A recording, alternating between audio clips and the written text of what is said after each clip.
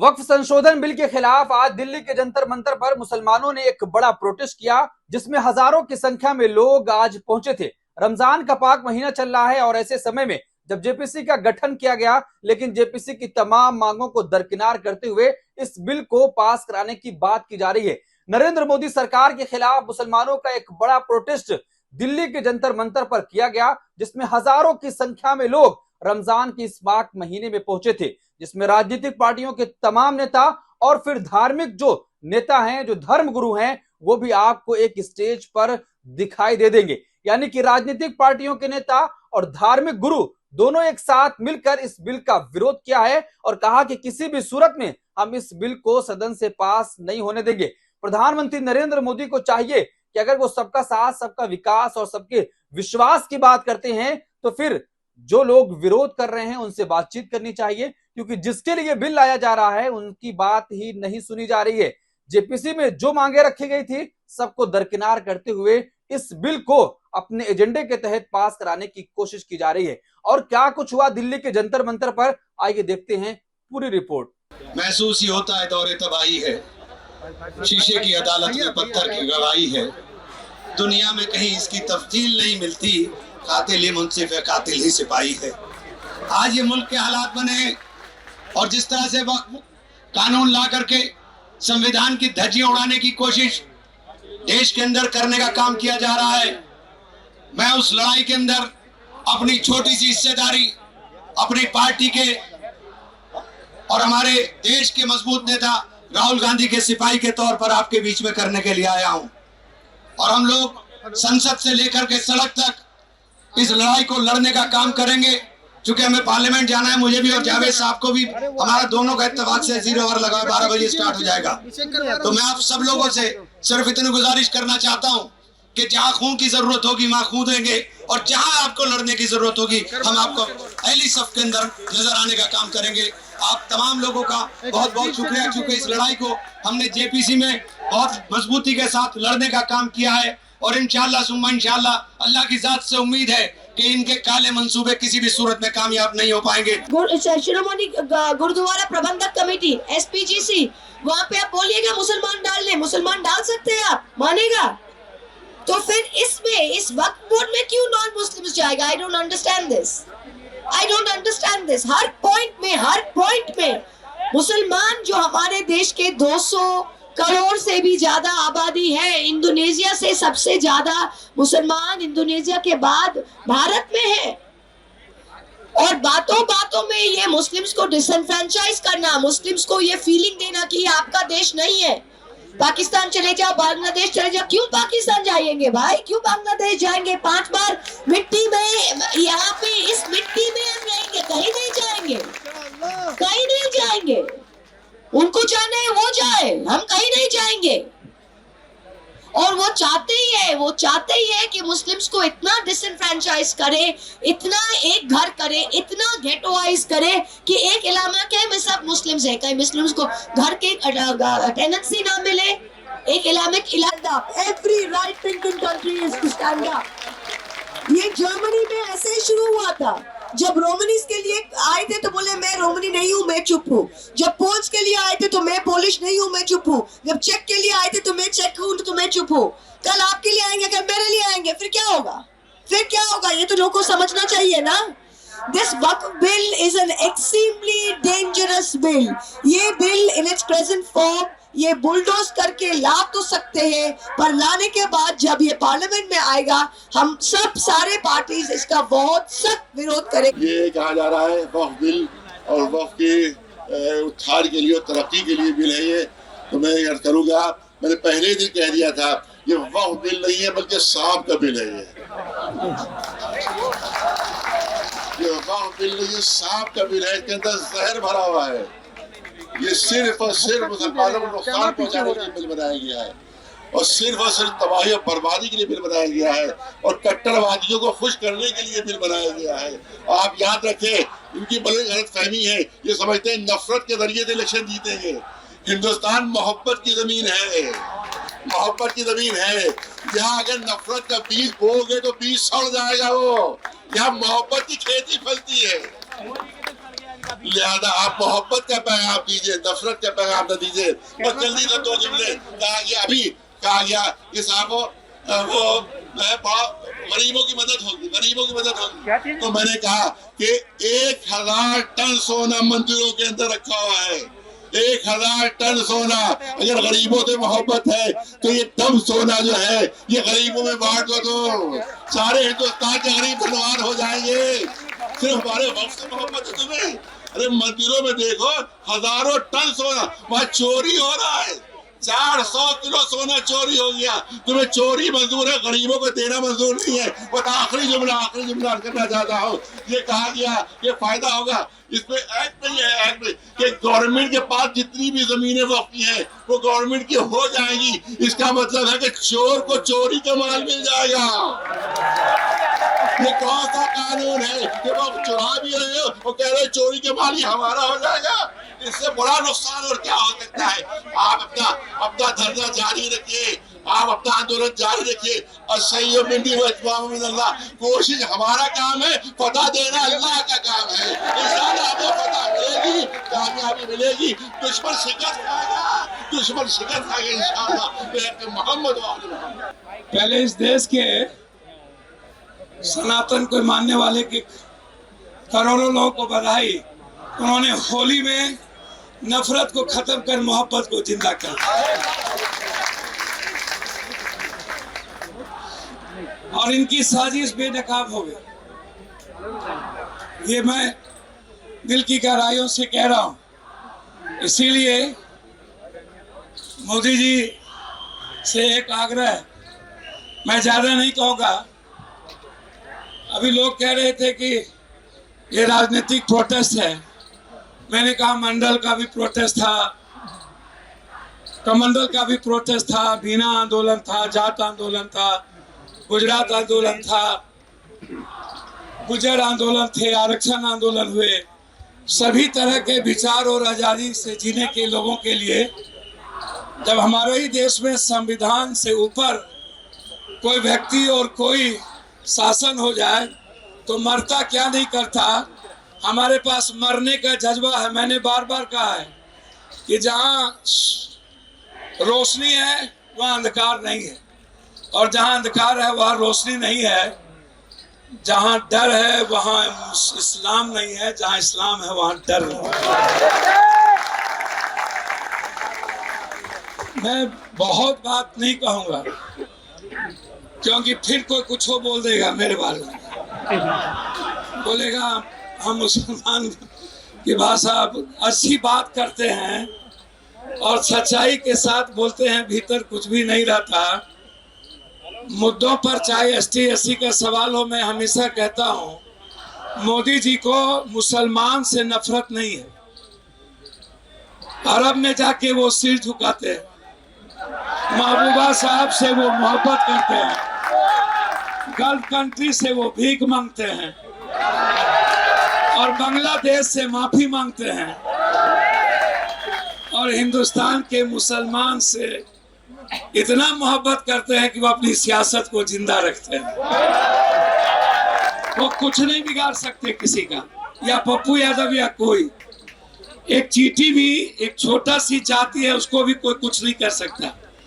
देखो मैंने बार बार कहा कि कोरोना आया, लोगों ने कहा साद साहब ने कोरोना ले आया, तो मैंने कहा औकात थी तो गिरफ्तार काहे नहीं कर ली?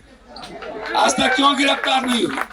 इसीलिए आपके जो मुद्दे हैं, चाहे जितने मुद्दे होते हैं, एनआरसी हो, सीए हो, कुछ भी हो, एक जो मेरी समझ है सच्चाई के साथ मैं सदन में मजबूती के साथ सड़क से लेकर सदन तक उठाता हूं।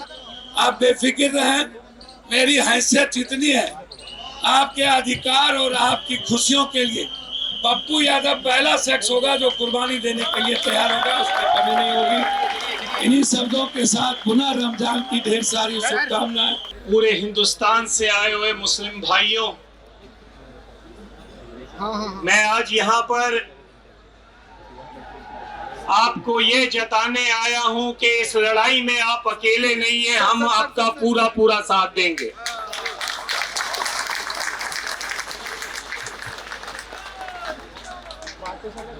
हिंदुस्तान की सरकार कोई भी हो, उसकी हमेशा ये कोशिश रही है कि मुसलमानों को, सिखों को, ईसाइयों को, सबको अक़लियतों के रूप में वो इकट्ठा कर, अलग अलग करके तो अपनी लड़ाई जो लड़े। आज आपकी ताकत को देखते हुए एक और बड़े मुहाज की आज आप नींव रख रहे हैं कि हम अक़लियत नहीं है, हम मेजॉरिटी है। और ये तब मुमकिन हो सकता है जब हमारी लड़ाई आपकी हो और आपकी लड़ाई हमारी हो। ये तब हो सकता है जब वक्फ बोर्ड की जमीनें अगर बिहार में उठाई जाती हैं या कोई धक्का किया जाता है या यूपी में किया जाता है, तो पंजाब में से मुसलमान और सिख भाई वहां जाकर लड़ाई लड़े और अपनी जो है उनको बताएं कि ये हम बर्दाश्त नहीं करेंगे। और मैं आपको ये बताना चाहता हूं, ये फितरत में है। बिहार में पटना साहिब हमारी वो मुकद्दस जगह है जहां पर 10वें गुरु गोविंद सिंह जी ने जन्म लिया था, प्रकाश हुआ था उनका। वहां की जमीनें भी डिस्ट्रिक्ट जज के अधीन है। आधे से ज्यादा जमीनें 1956 से लेकर आज तक छीन ली गई हैं। इसी तरह नांदेड़ में आधे से ज्यादा नांदेड़ शहर हमको निजाम हैदराबाद ने महाराजा रंजीत सिंह के काम से खुश होकर तखत हजूर साहब को वो जमीन दी थी। उस नांदेड़ शहर की आधा से ज्यादा जमीन जो है महाराष्ट्र की सरकार ने कब्जा किया हुआ है। पिछले 12 सालों से चुनाव नहीं होने दे रहे हैं और उनका पूरा मंसूबा है कि हमने जो है उस कमेटी के ऊपर अपनी जो है हुकूमत चलानी है। तो मेरा आपसे यही कहना है कि वक्फ बोर्ड की जमीन गरीब की जमीन है। वक्फ बोर्ड की जमीन धार्मिक बंदे की जमीन है जिसने दसवंध दिया, कहा भी चलो मेरे दादा दुनिया छोड़ गए हैं, उनकी याद में मैं थोड़ी सी जमीन देता हूं जहां पर कोई मदरसा खुल सके, जहां पर कोई अस्पताल बन सके। लेकिन सरकार को ये मंजूर नहीं है। सरकार आपका टेस्ट ले रही है, आपको इस टेस्ट में पास होना है और इस लड़ाई को केवल दिल्ली तक सीमित नहीं करना है, पूरे हिंदुस्तान के एक एक सूबे में लेके जाना है और यकीनी बनाना है कि ये जो धक्का है हम बर्दाश्त नहीं करेंगे। मेरी आपसे गुजारिश है, डॉक्टर इलियास साहब से, बाकी सारे जो सज्जन यहाँ पर बैठे हैं उनसे भी, इसको केवल एक दिन का धरना मत बनाओ। मैंने इनकी जो वीडियो टॉक सुनी है, इसमें इन्होंने कहा है कि जैसे किसान भाइयों ने 1 साल तक बॉर्डर पर लड़ाई लड़कर सरकार के घुटने लगा दिए थे। सरकार मान गई कि हमको बिल वापस लेना पड़ेगा। तो अगर वक्फ बोर्ड की जमीनों को बचाना है तो आप भी इस लंबी लड़ाई के लिए तैयार रहें और हम आपका पूरा साथ देंगे। और उसके लिए अगर हमें जंतर मंतर पर भी 1 साल बैठना क्यों ना पड़ जाए, हम आपका पूरा साथ देंगे। और यदि हमें ये ऐसा लगे कि हमको यूपी और दिल्ली का बॉर्डर सील करना है तो हम उसके लिए भी तैयार रहेंगे। ये रीजनल लड़ाई नहीं है, ये धार्मिक लड़ाई है और धार्मिक लड़ाई धार्मिक जज्बे से ही लड़ी जा सकती है। तो आओ, हम आपका पूरा साथ देंगे। आप यकीनी बनाओ कि आप साथ लें। अगला मोर्चा अगर जरूरत पड़े तो मलेरकोटले में लगाओ, लुधियाना में लगाओ और सारे हिंदुस्तान से जो मुसलमान भाई है वहां पर आए और हम सिख भाई जो हैं वो भी रल मिलकर आपका पूरा वहां साथ देंगे और सरकार को एक मैसेज देंगे, मुसलमान की लड़ाई हमारी लड़ाई है और हमारी लड़ाई आपकी लड़ाई है। तुमने दलितों की जमीनें ली, हम चुप रहे, लेकिन हम चुप नहीं रहे, फिर भी दबी जबान में अपनी आवाज उठाते रहे।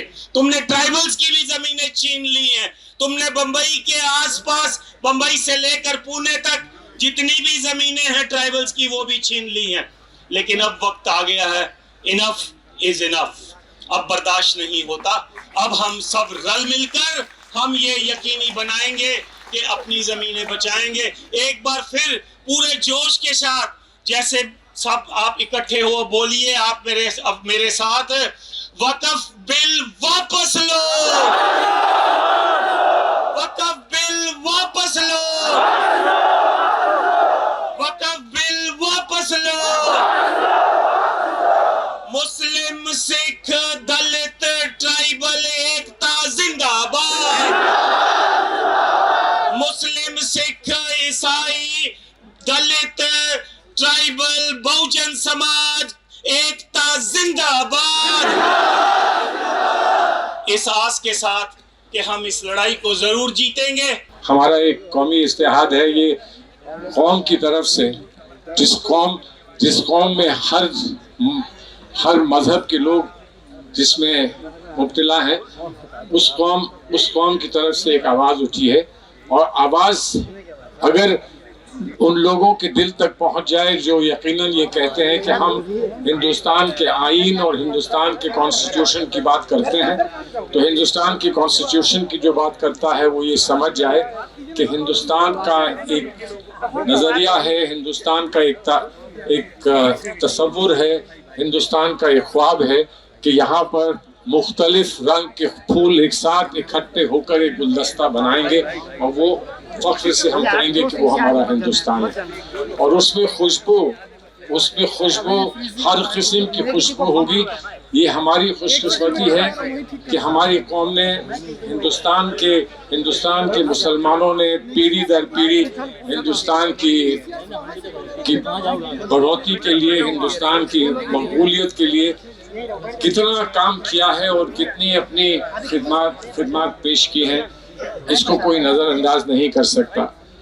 और फिर ये सिर्फ हिंदुस्तान तक मामला रुकता नहीं है, ये पूरी दुनिया को एक पैगाम पहुंचाता है। दुनिया भर में ये सवाल उठ रहे हैं कि दुनिया में लोग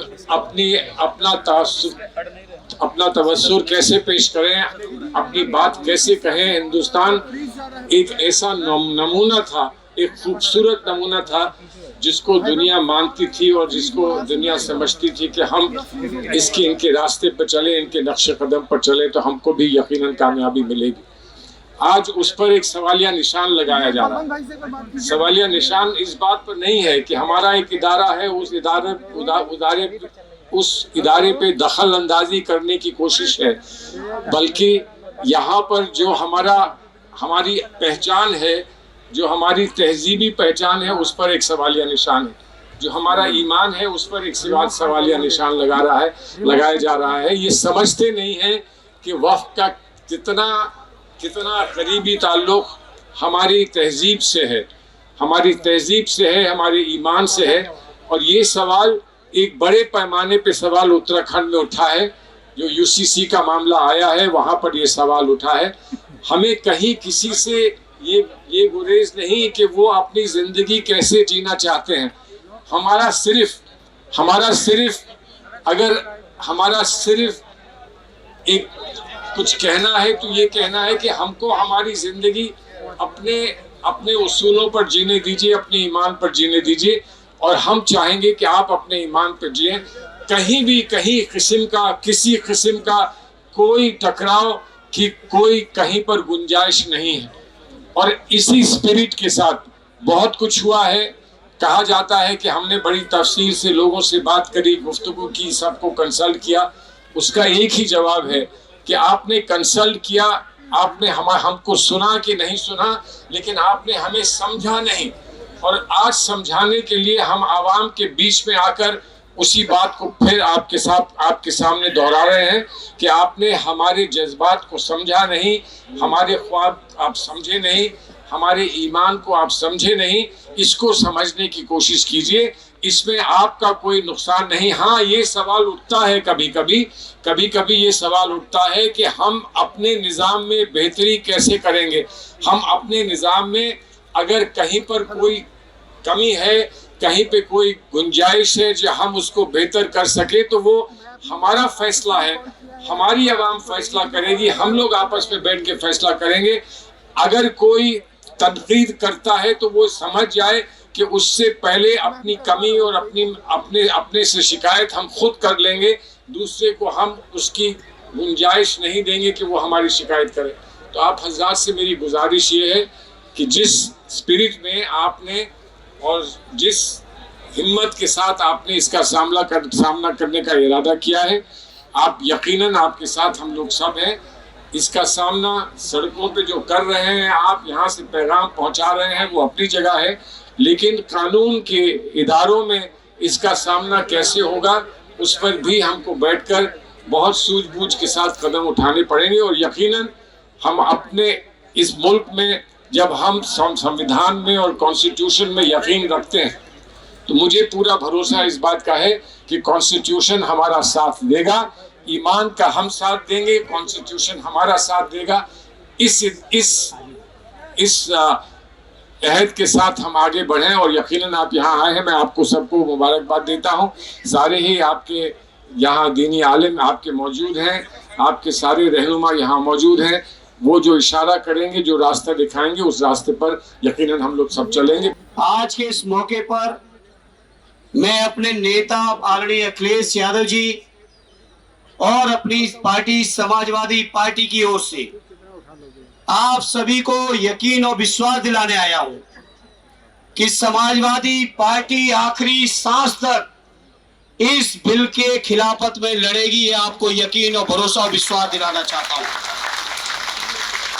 बिल के इंट्रोडक्शन से लेके जेपीसी से लेके जहां तक ये बिल चला और जहां तक ये बिल जाएगा, चाहे संसद में दोबारा आए, चाहे न्यायालय तक जाना पड़े, हर स्तर पर समाजवादी पार्टी आपके हर फैसले के साथ मजबूती से खड़ी है साथियों। और आपको यकीन दिलाते हैं, समाजवादी पार्टी को चाहे जितनी कुर्बानियां देनी पड़े, हमारे नेता अखिलेश यादव जी को चाहे जितनी भी झेलना पड़ेगा, लेकिन इस बिल को हम लोग अपना बस रहते कभी पास नहीं होने देंगे। ये हम आपको यकीन और भरोसा दिलाते हैं।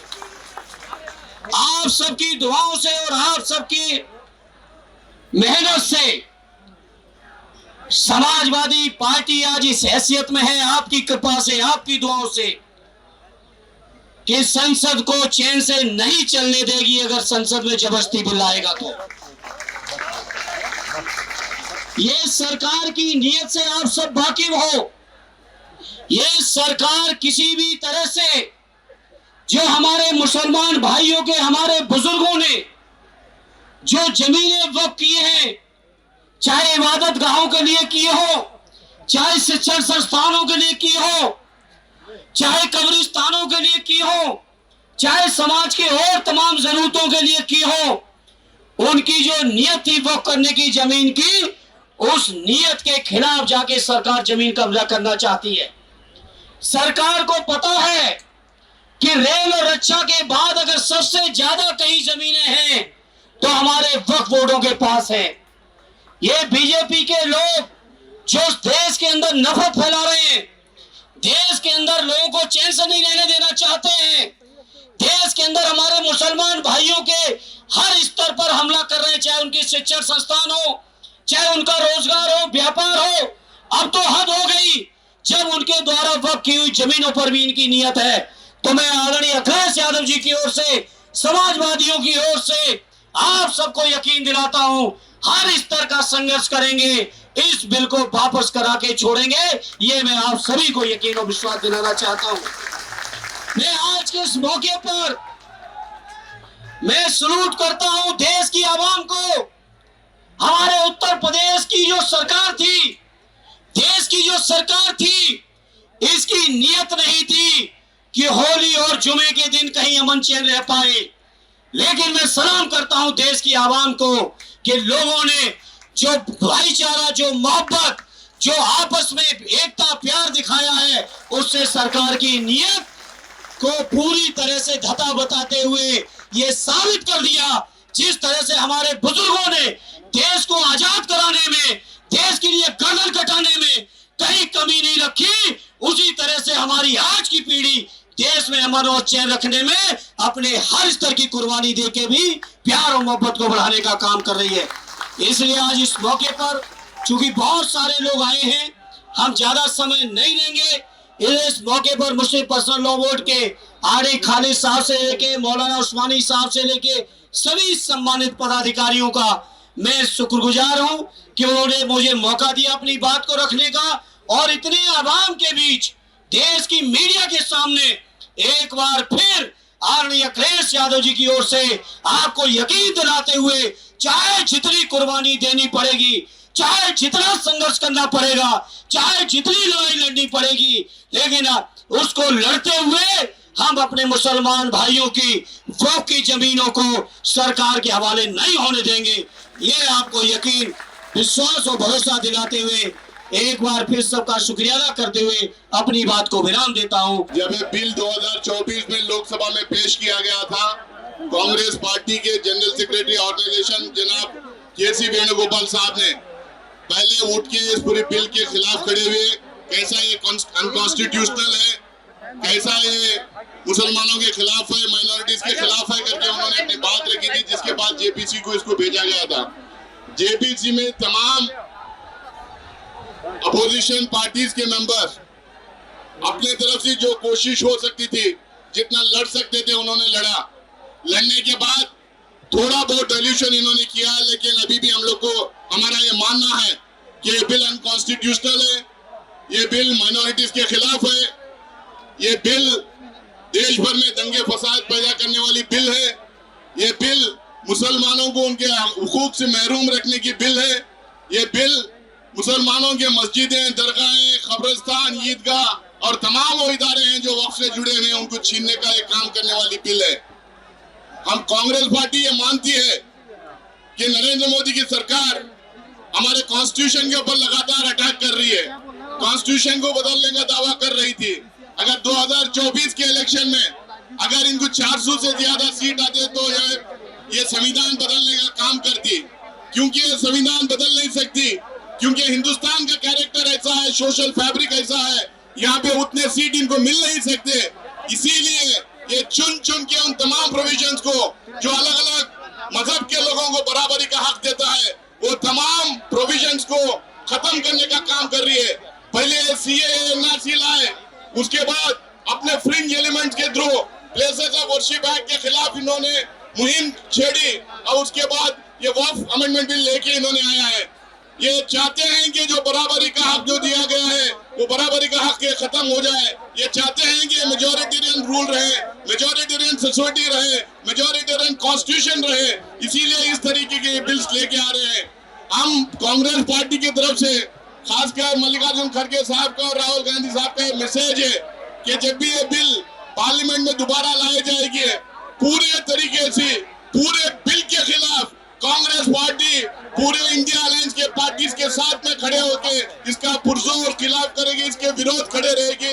ये पूरा जो है हम लोग जब तक बिल के खिलाफ, जब तक एक एक प्रोविजन के खिलाफ हम लोग अंदर खड़े नहीं रहेंगे, हम हाउस के बाहर नहीं जाएंगे। ये हमारा डिसीजन है, ये बिल के खिलाफ खड़े रहेंगे और आखिरी दम तक मुसलमानों के जो हुकूक है, मुसलमानों को जो कॉन्स्टिट्यूशन में राइट्स दिया गया है, सारे अकलियतों को जो राइट्स दिया गया है, वो राइट्स को प्रोटेक्ट करने का काम करती है। क्योंकि कांग्रेस पार्टी ये मानती है कि कांग्रेस कॉन्स्टिट्यूशन बनाने में, ये सारे प्रोविजंस देने में, ये सारे प्रोविजंस कॉन्स्टिट्यूशन में इंक्लूड करने में कांग्रेस का एक बड़ा रोल रहा है। तो इसीलिए इस कॉन्स्टिट्यूशन को प्रोटेक्ट करना, खासकर जो बराबरी वाले जो प्रोविजन कॉन्स्टिट्यूशन के अंदर है, उसको प्रोटेक्ट करना, ये हमारी रिस्पॉन्सिबिलिटी हम लोग मानते हैं। फिर से एक बार मैं हमारे दोनों लीडर का मैसेज आपके सामने दोबारा मैं बोल के अपनी जगह लेना चाहता हूँ कि जिस दिन भी ये बिल पार्लियामेंट के अंदर आएगी, इंडिया अलायंस के सारे पार्टनर्स के साथ में हम लोग खड़े होकर इसके खिलाफ हम लोग खड़े रहेंगे,